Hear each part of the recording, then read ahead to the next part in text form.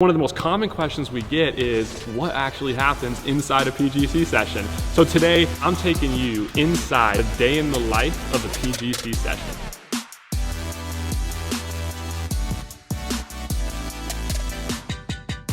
I'm talking quietly right now because we actually have a live PGC classroom session going on right now. So every time in a camp, we're gonna hear it in the classroom. They're gonna see it on film from some of the best players, male and female, at the college level and professional level.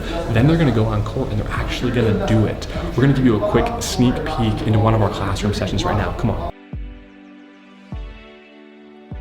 I see you! I see you! So mistake response, here's the first thing I want you to identify is this.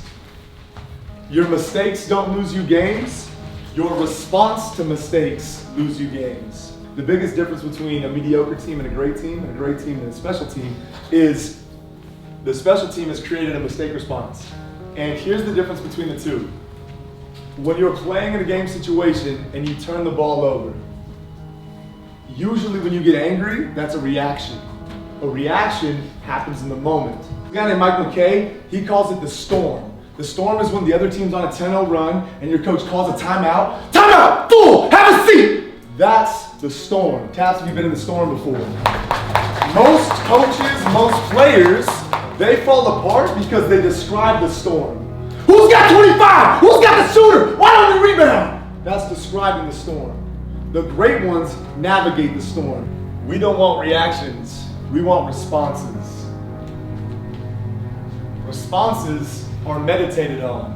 And I don't mean like mindfulness, using the app to actually meditate and think. It means they weren't created in the moment. As Dick DiVenzio says in the book, Stuff Good Players Should Know, he says your response to mistakes are created or manifested by yourself in your room late at night.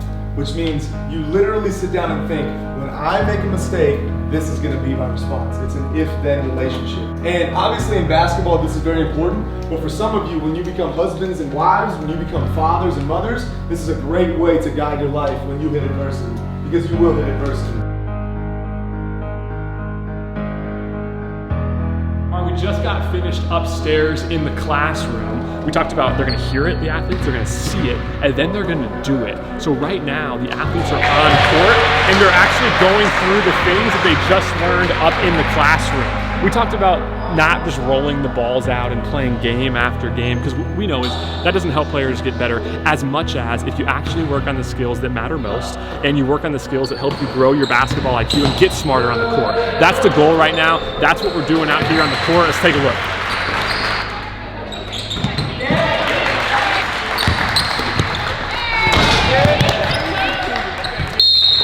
Lock in.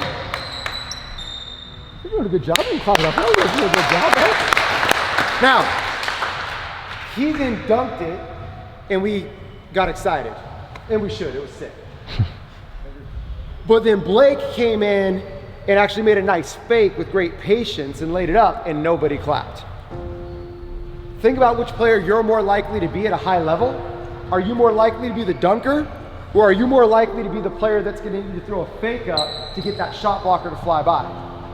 We've been conditioned to applaud the things that aren't going to get us playing time.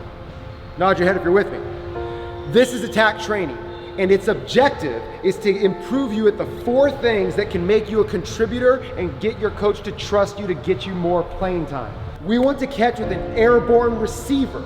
When the ball's in the air, our feet are in the air, we are shot ready on every single catch. So when the ball hits our hands, our feet hit the ground. Every single catch is an airborne. Second thing, every single time you catch the basketball, what do we do with our eyes? What do we do with our eyes? Peek. I'm not seeing a peek. And I'm definitely not seeing a peek and fake.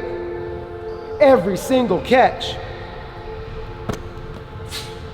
Pass.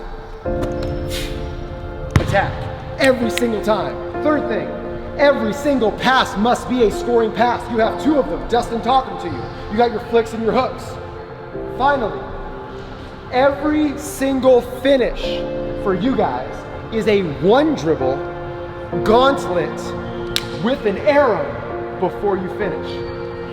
A great player could do all 4 of these things perfectly every single time, and then I trust you.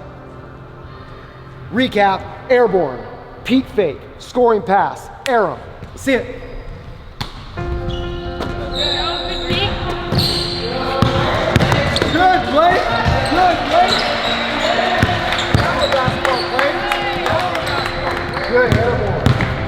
airborne. Good airborne. Good airborne. Good airborne. Good airborne.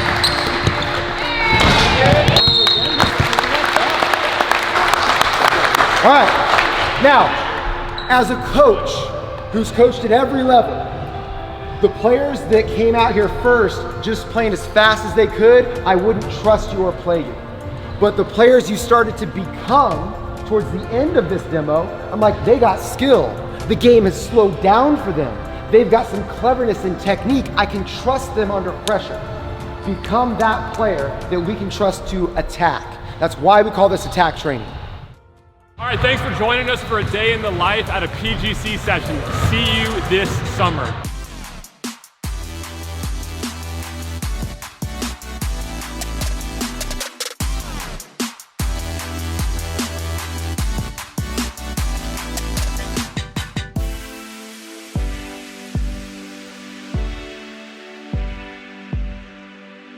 One, two, three.